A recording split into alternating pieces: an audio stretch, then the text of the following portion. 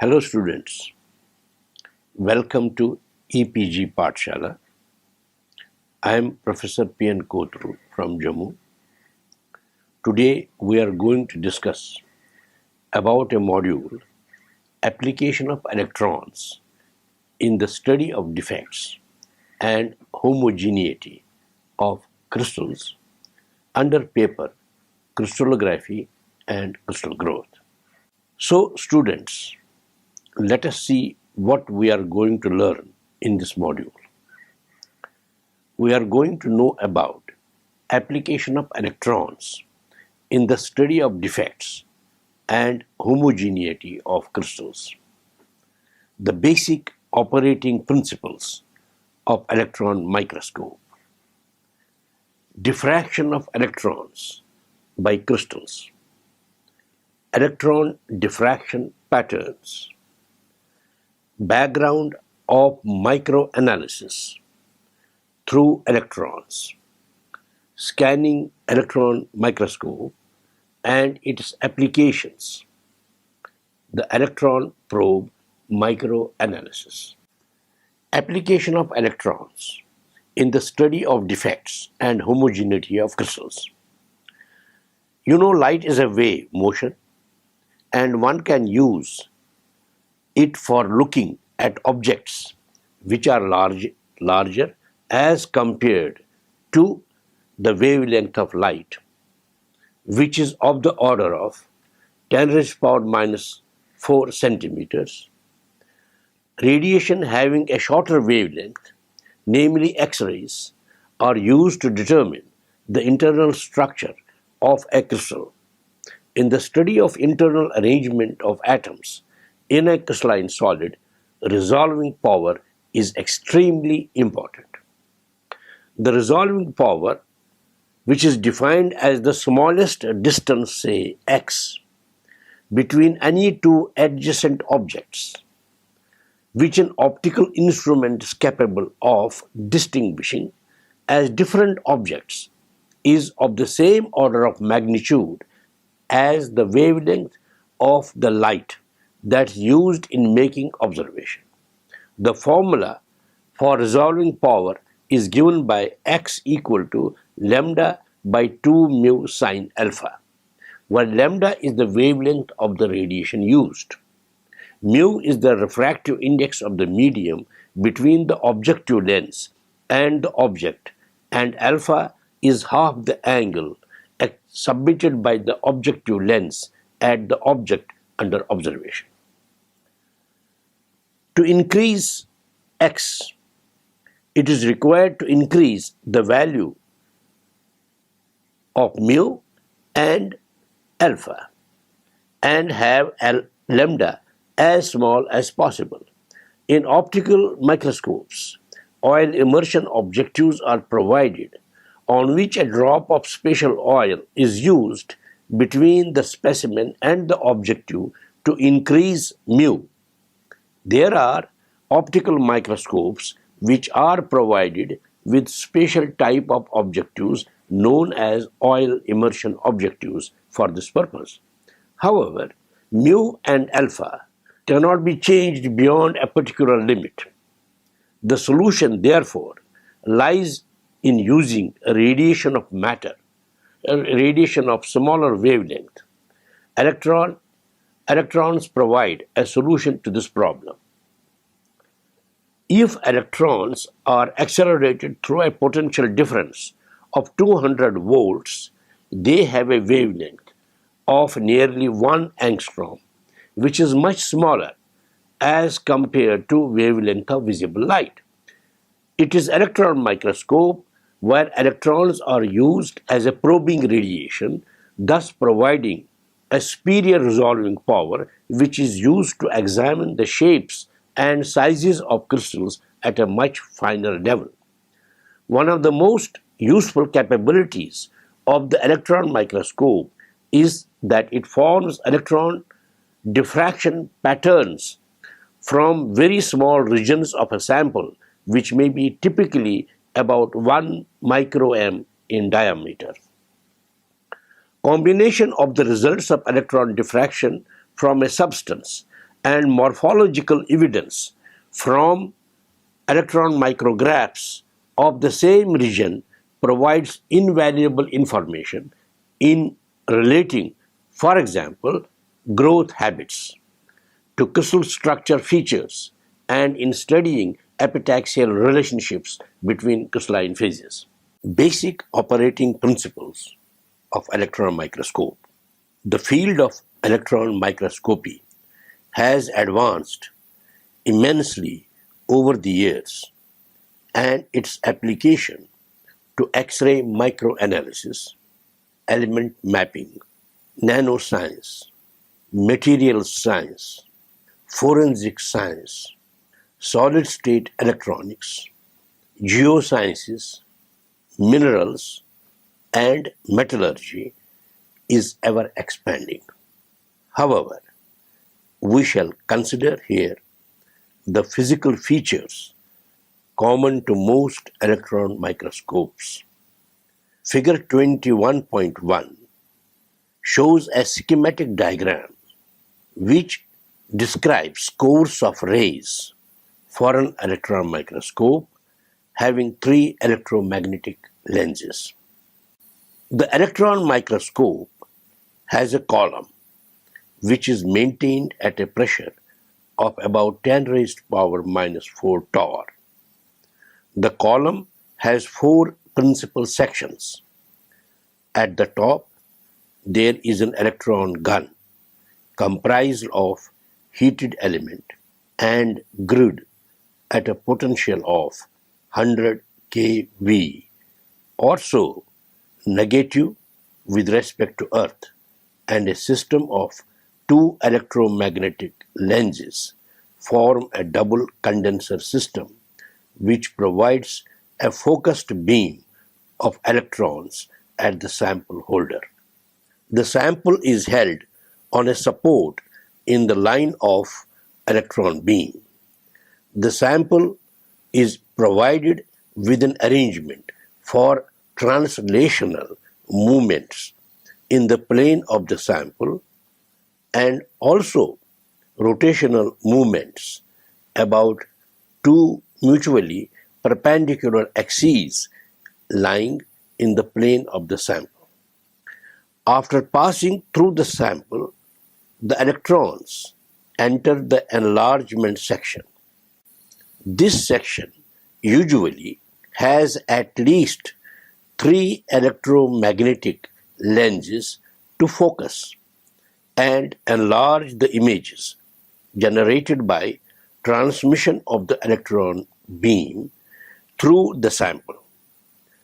In the final stage, the beam enters the detection area, which is provided with a fluorescent screen for direct viewing and a camera for taking a permanent record. All these sections are shown in the schematic diagram of figure 21.1.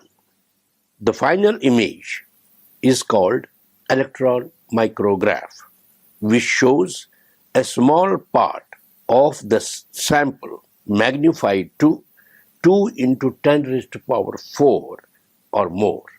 Modern electron microscopes have a resolution of 10 angstroms quite readily, and 2.5 to near about 3 angstroms resolution can be achieved by careful preparation of sample and accurate alignment of the electron optics.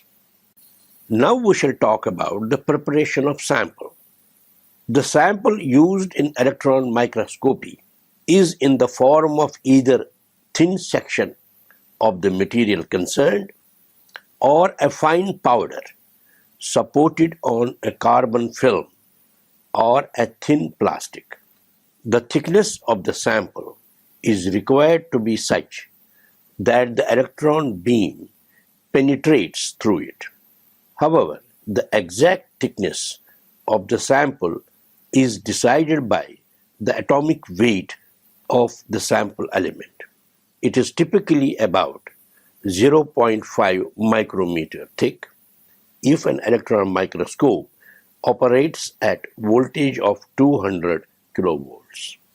In any case, the thin samples are supported on a 2.3 or 3.05 millimeter diameter suitable grid.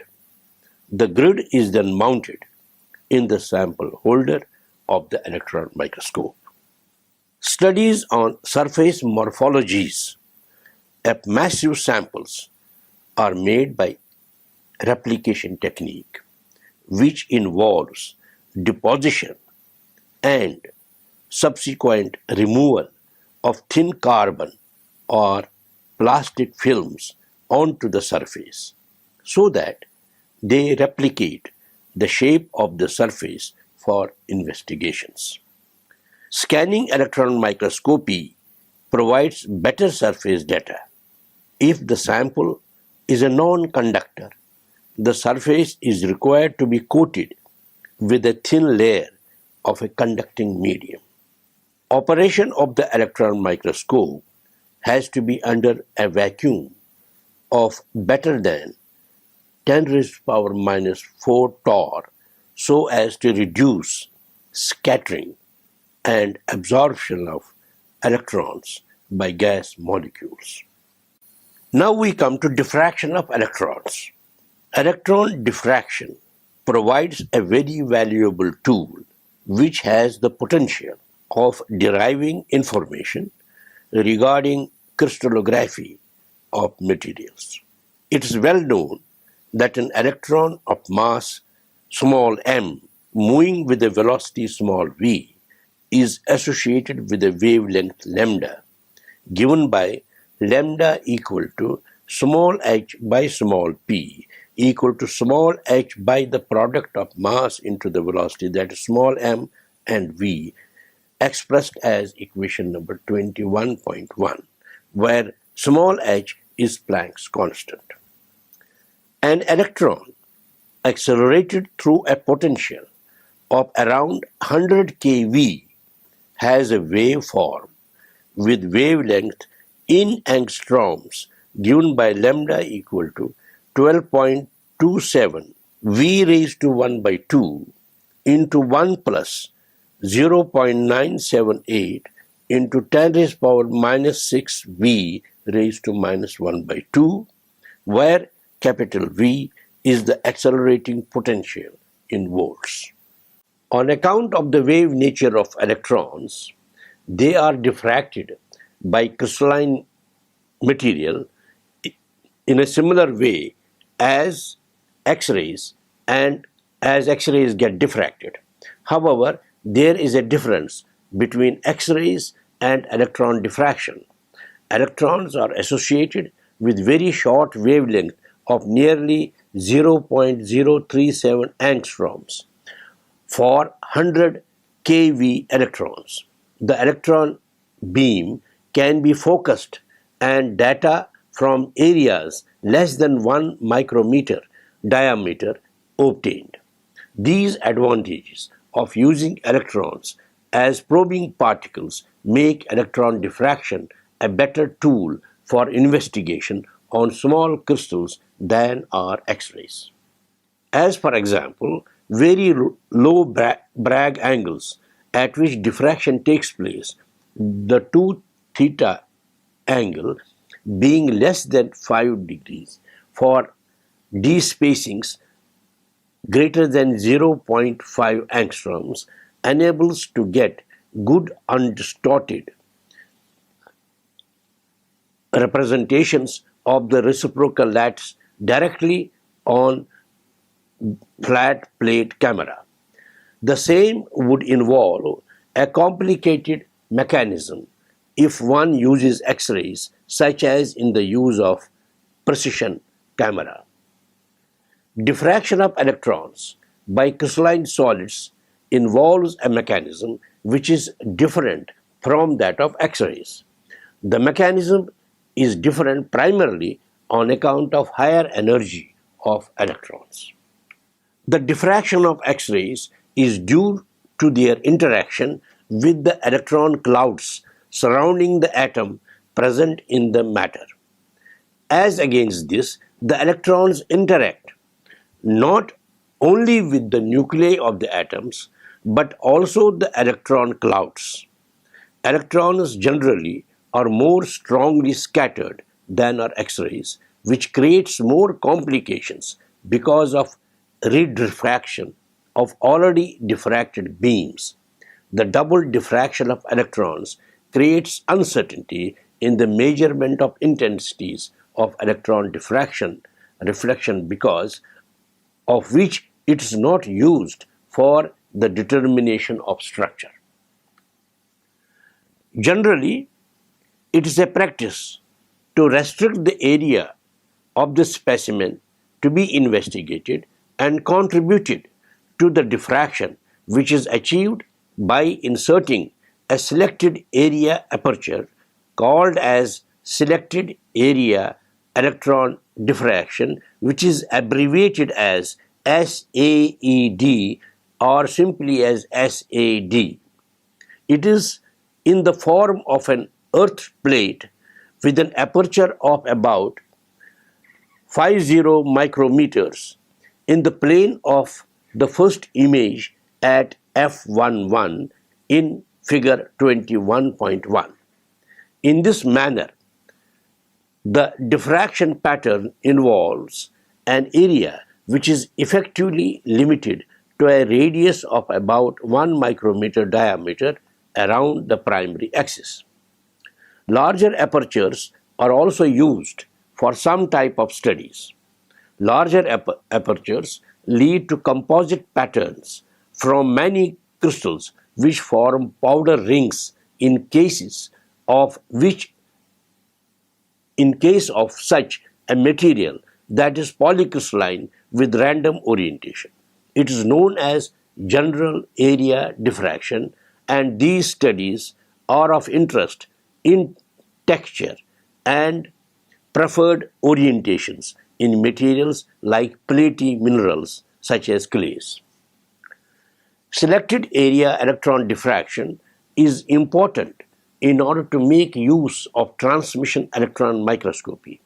The facility of SAED enables it to obtain both a visual image and an electron diffraction pattern from the very small volume of the specimen, which typically may be of the order of 1 micrometer in diameter. Electron diffraction patterns. The electron diffraction pattern from a given material may be produced by the following. 1. Single crystal in the material. Number 2. Random polycrystalline aggregate, as in the case of large selected area. Number 3. Polycrystalline aggregate exhibiting preferred orientation. In case it is due to single crystal, the pattern is in the form of a series of irregularly spaced spots corresponding to a section of the reciprocal lattice of the crystal. For a random polycrystalline aggregate, the pattern consists of a series of circular rings, as it happens to be in the case of X-ray powder pattern. The pattern due to polycrystalline aggregate with preferred orientation is in the form of a series of rings with superimposed intensity maxima corresponding to the texture of the material. Let us take up powder diffraction and single crystal pattern in a slightly more detail. We shall first take up powder diffraction patterns. Diffraction of electrons by the lattice of a crystal is the same as that of X-rays, though there are differences in their mechanism as said above. The positions of the maxima for the cones of the diffracted radiation from a powdered sample are given according to Bragg equation, lambda equal to 2d sine theta. The wavelength of electrons is very small, which restricts 2 theta to a maximum value of about 5 degrees. Because of the low value of theta, one can make an approximation that sine theta is equal to theta in radians. Taking the diameter of the powder ring as measured on the photographic plate to be 2 capital R and capital L as the effective camera length, or what is also called as the effective distance from specimen to camera after allowing for the magnification capital M. One can show an application of simple geometry that capital R is equal to capital L tan 2 theta. Considering 2 theta to be small, tan 2 theta is replaced by 2 theta, so that capital R is equal to capital L into 2 theta. Now, since lambda is equal to 2d into theta, if we replace sine theta by theta in Bragg equation, then theta will be equal to lambda upon 2d. Substituting for theta in the above equation, capital R is equal to capital L into 2 lambda by 2d, which is equal to capital L into lambda by d. Therefore, d is equal to lambda into capital L by capital R. The factor lambda L is called as camera constant, which is determined experimentally by taking a standard material such as aluminium or gold or thallus chloride in order to calibrate the instrument. The set of D spacings and intensities are used in conjunction with the JCPS file and indexing in order to identify crystalline phases.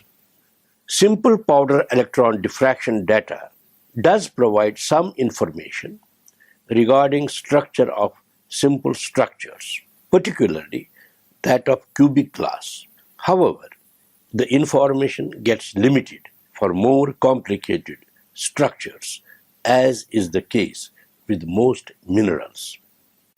Now let's talk about single crystal diffraction patterns.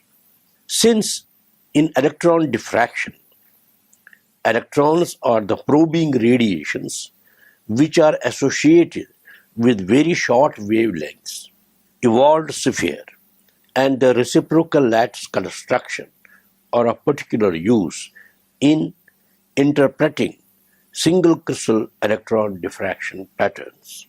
The radius of evolved sphere is taken as equal to 1 by lambda. Since very small wavelengths are associated here because of involvement of electrons, the radius of evolved sphere is made very large. So large that the section of it, that is the evolved sphere, in generating the electron diffraction pattern is effectively planar. As a result of this, its intersection with the reciprocal lattice occurs virtually in a single plane without the marked curvature encountered with X-rays. The magnified image produced on the photographic plate is therefore a virtually undistorted projection of the reciprocal lattice as it appears to the electron beam. Single crystal diffraction patterns may provide data other than simple unit cell parameters. In principle, the data in the pattern could be used to determine the space group of the unknown crystal. Now let us know about the role of electron beam in chemical analysis. Electron beam is also used as the excitation radiation for chemical analysis of micro-sized volumes. The technique of microanalysis has also become very effective in analyzing and interpreting deviations from normal surface of a crystal. A surface microtopographical investigation aided by microanalysis has contributed a great deal in the understanding of crystal growth. The combination of elemental analysis with surface microscopy using scanning electron microscopy is especially very important in enabling the composition of a phase to be related to the microstructures exhibited by a crystal. Now, what is the background of microanalysis? Figure 21.2 is a schematic diagram revealing the energy distribution of electrons emitted from a surface on using incident primary beam of electrons of energy E P equal to 2 keV. Figure 21.3 is a schematic representation of energy diagram revealing transitions involved in the excitation of A, characteristic X-ray emission, and B, OJ electron emission. The technique of microanalysis involves detection and analysis of some kind of electromagnetic radiation emitted from the material on excitation. The excitation may be induced by electrons or by X-rays or by ions. Here we are concerned with electrons as radiation for excitation. The two instruments involved in a major way include scanning electron microscope known as SEM and the electron probe microanalyzer abbreviated as EPMA. Both these instruments use electrons for scanning the specimen surface. Excitation by electrons may be described by considering the energy distribution of the electrons which get emitted from a metal surface when the primary beam of energy 2 keV is incident on it. The spectrum of electron emission will be as follows. Some portion of the electrons gets elastically scattered. That means this portion of electrons gets scattered without any loss of energy. And so, such electrons result into an elastic peak at an energy which is equal to the incident primary beam energy EP equal to 2 keV. Detection of these electrons are used to provide structural information about the material under study.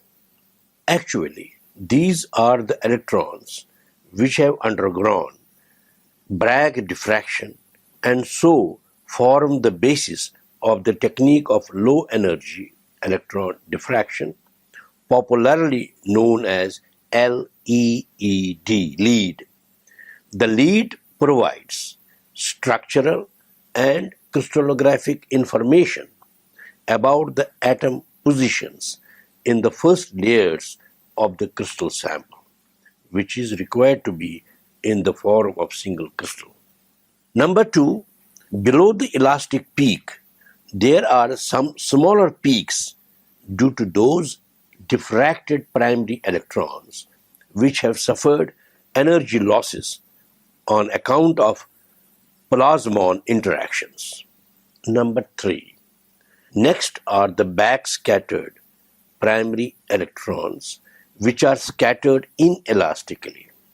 As shown in the schematic diagram, of figure 21.2, the backscattered electrons form the general continuous spectrum of energies range downward from the incident primary beam of electrons of energy EP.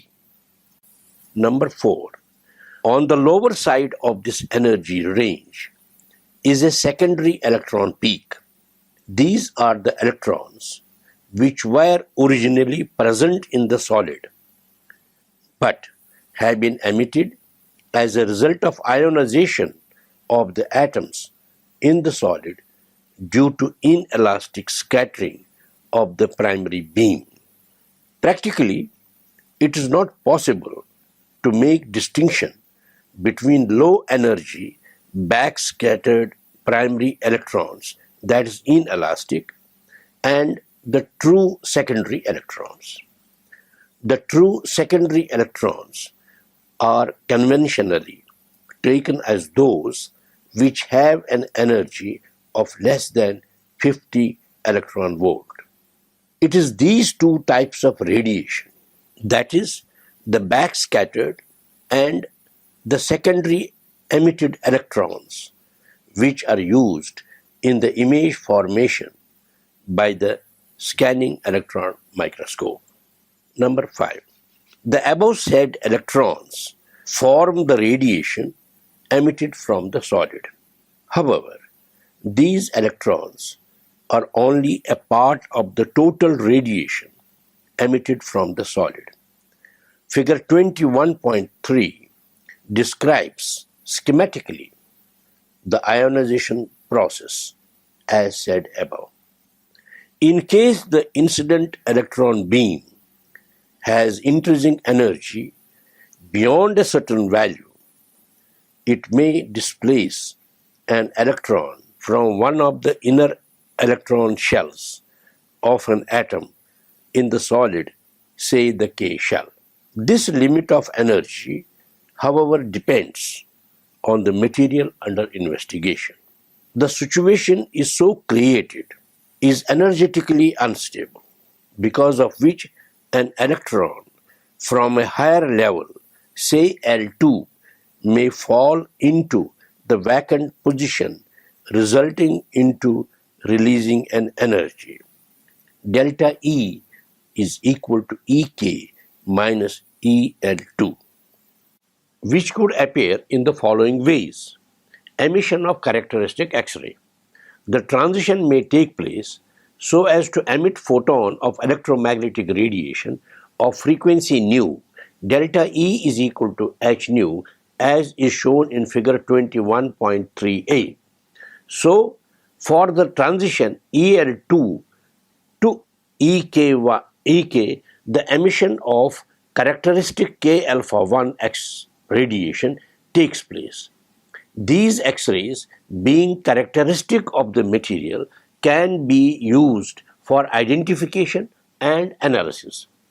SEM and EPMA uses this emission for analysis. It may also happen that a photon of ultraviolet or of visible light may be emitted either in place of X-ray photon or in combination with the X-ray photon. This phenomenon is known as cathodoluminescence, which is also used in image formation by the SEM. OJ electron emission. Following the L2 to K electronic transition, the energy may be transferred to yet another electron in the L3 level, which is then released as an OJ electron as shown in figure 21.3b. The electron involved in this process is referred to as KL2L3 OJ electron, which carries energy equal to Ek minus Al2 minus Al3. It is again characteristic of the atom from which it is released, and as such these electrons could be used for identification and analysis. Figure 21.2 shows the OJ electrons as small peaks in the electron distribution system and are used as surface and near surface techniques. This field is known as OJ electron spectroscopy, which is used effectively as microanalytic technique for surface analysis.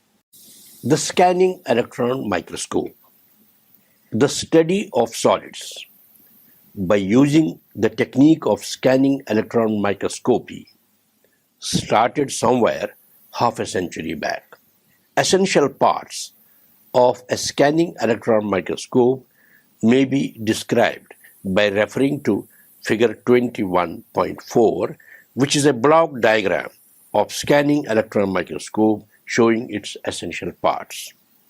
It has already been explained that the specimen to be studied with the help of TEM, that's transmission electron microscopy, is required to be in the form of a very thin section, enabling it to be studied in transmission. For SEM, that's the scanning electron microscope, the specimen is generally opaque, which is studied in back reflection. In the TEM, the incident beam of electrons, after interacting with specimen during its passage through it, is focused by a system of lenses to form the magnified image. However, in the SEM, the lens is designed so as to focus the incident beam of electrons to a fine spot around 100 to 300 angstrom diameter, which then interacts with the specimen. The fine spot is dynamically scanned across a square area of the specimen surface. The interaction leads to scattering of electrons from the surface. The scattered electrons are received by the Faraday cage, which appears in the form of a signal. The signal is got amplified. The amplified signal is used for modulation of the brightness of a cathode ray tube display. This modulated signal is scanned synchronously with the incident beam of electrons so as to obtain one-to-one image of the specimen surface. The magnification in this case is given by the ratio of the area of the cathode ray display tube to the area of the scanned specimen surface. While the area of the cathode ray display tube is constant for the instrument, the area of the scanned specimen surface is variable and depends on how much area is under scanner. The latter can be varied between 220x to 100,000x. The resolution of the instrument depends on the size of the spot used. However, one cannot reduce the spot size beyond a particular limit. The optimum resolution that has been attained falls in the range of 100 to 200 angstroms. This resolution is poor as compared to the resolution attainable in the case of TEM, that is the transmission electron microscope, which at best is in the range of 2 to 5 angstroms. Routinely operated TEM provides a resolution somewhere in the range of 10 to 50 angstroms. Comparing this resolution that is attainable with optical microscope, it is at least 10 times better. Let us talk about the applications. The depth of field of the optical microscope is of the order of 1000 angstroms. It means that the surface under investigation is required to be flat to within limit in order to have the whole image in focus. Depth of field in the SEM is 1000 times greater, or about 0.1 mm or 10 raised to power 6 angstroms. Looking at the image, even at high magnification of 10 raised to power 4x, the depth of field of the SEM is about 1 micrometer. This makes the use of SEM advantageous for microtopographical studies on specimen surfaces.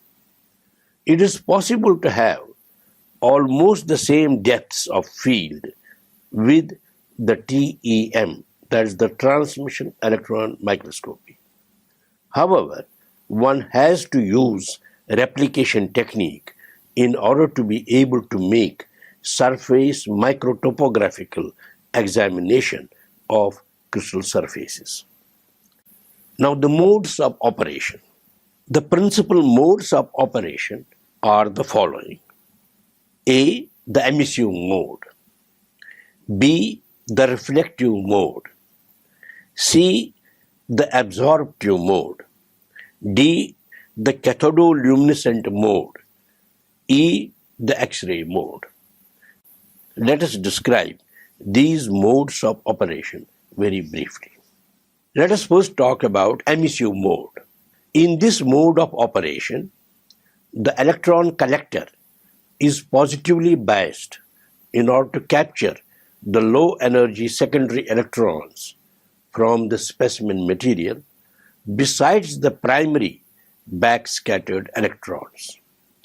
Secondary electrons originate from within 50 angstroms of the surface of material specimen. So, the information provided by these secondary electrons is characteristic of the actual surface. It is possible to obtain optimum resolution with this mode. Now we come to reflective mode. In the reflective mode, the collector is slightly negatively charged. It is done so that only high energy backscattered primary beam of electrons get detected, while others are prevented from detection. In fact, the backscattered electrons originate from the material within a few microns of the surface of specimen, and their intensity is dependent on the atomic number of the elements that compose the surface. Absorptive mode. In this mode, the electrical lead is attached to the specimen. The current that flows in it acts as the signal to the cathode ray display. For any particular region of the specimen surface, the more secondary electrons are generated, or the more primary backscattered electrons are produced. The smaller is the current generated in the specimen, because of which the signal in the attached lead is reduced, and so the display screen gets darker. One therefore finds that the display in this mode is complementary to those obtained in the emissive or the reflective modes. Now we come to cathodoluminescent mode. Certain solids exhibit fluorescence when excited by electrons. When the SEM, that is the scanning electron microscope, is used in the luminescent mode, electron collector system is replaced by photomultiplier tube and light guide. The output from this unit is again used to modulate the cathode ray display. Now let us talk about the X-ray mode. In this mode, the image formation is due to X-rays generated from near the surface. The X-rays thus generated are characteristic of the elements present in the specimen surface and so provide information regarding elemental distributions across the area of the specimen scanned.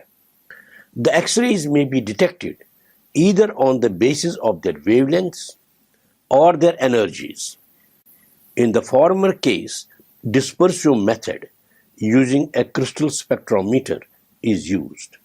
However, in case of the latter, non-dispersive mode using energy sensitive detection system is employed. On the basis of this, the nomenclature used is energy dispersive analysis of X-rays, popularly abbreviated as EDAX. Figure 21.5 shows schematically some basic modes of operation in scanning electron microscopy. Figure 21.5 is the block diagram showing the arrangement for SEM setup in various modes of operation as discussed. So the SEM can be used to study specimen surfaces using any of these modes. SEM can provide information on four main aspects concerning solid materials. Firstly, in the study of surface microtopography, exploiting its advantage of having excellent depth of field. Secondly, bulk microstructure may be investigated by using different modes of imaging. For example, minor surface features may be identified using the high resolution that is obtainable in the emissive mode and correlated with the improved atomic number contrast, which is obtainable using the reflective or the absorptive modes to address and determine regions of different chemical composition. X-ray studies may then have to be conducted to identify the elements on definitive basis. Cathodoluminescence may then be used to reveal presence of some constituents which may occur as trace impurities. Thirdly, backscattered electrons can be used to determine a relative concentration of each element present. However, better estimate of the concentration of each element can be made using characteristic X-rays. Finally, it is possible to have information regarding crystallography of single crystal specimens by varying the incident beam angle at a given spot. The electron probe microanalyzer, that's EPMA. The basic purpose of EPMA is primarily to provide quantitative chemical analysis, whereas the image formation is of secondary interest. In SEM, the situation is reversed because the primary aim is to provide image formation, whereas quantitative chemical analysis is of secondary concern. However, both these instruments are competent enough to provide complementary information in advance our understanding of the material under investigation. The designing of SEM and EPMA is very similar. The EPMA consists of an evacuated column containing an electron gun, electron lenses, and diffraction coils to scan the beam across the specimen. Electron and X-ray detectors are positioned close to the specimen surface so that the angle of the emitted X-rays is about 70 degrees to reduce absorption effects on account of surface irregularity to minimum. Since the EPMA is required to have high sensitivity for X-ray detection, the primary electron beam is incident normally on the surface of the specimen.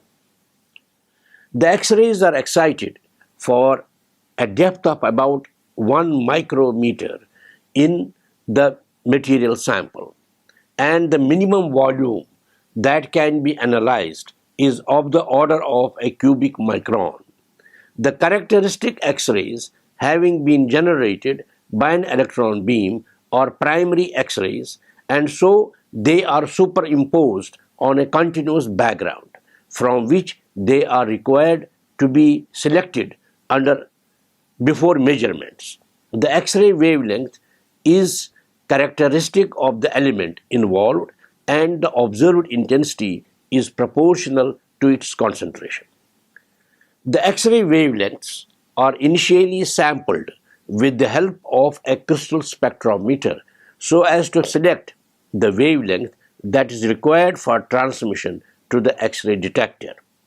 In order to examine the elements of atomic number falling in the range of 4 to 92, a range of wavelengths between 100 angstroms to 0.5 angstroms are required.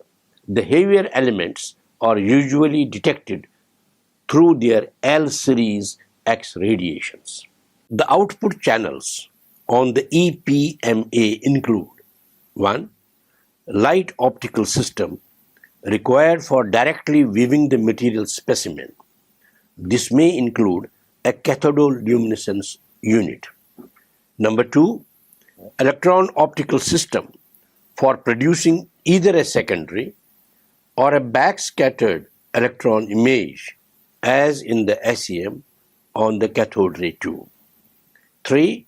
X-ray identification system, which provides a direct image with positive contrast at those sites containing the element for which the spectrometer is set.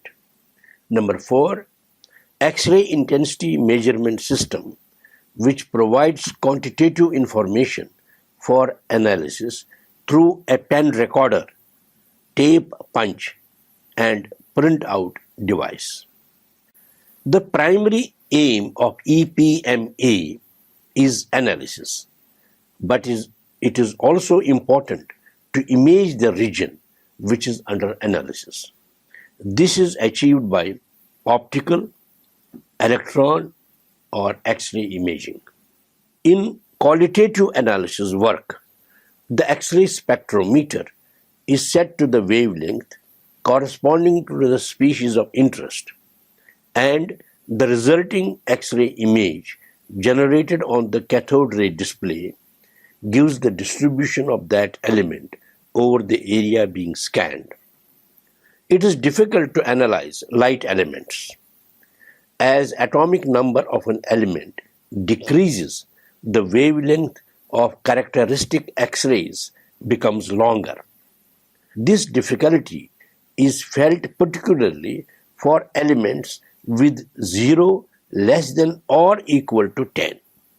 So for elements like fluorine, oxygen, nitrogen, carbon, boron, and beryllium with Z varying between 9 and 4, their K-alpha wavelengths increase in order 18, 24, 32, 44, 68, and 113 angstroms respectively. However, this problem has been solved to some extent by using special heavy metal stearate crystals in the spectrometer. EPMA has proved to be of great use in the field of crystallography, mineralogy, metallurgy, and material science. It has made important contribution to an understanding of materials so far as their physical and chemical perfection is concerned. Its ability to perform analysis on a very fine scale makes it to be a valuable tool because it may be impossible physically to separate the phases in order to carry out a standard chemical analysis. Mineral identification is one of its major applications.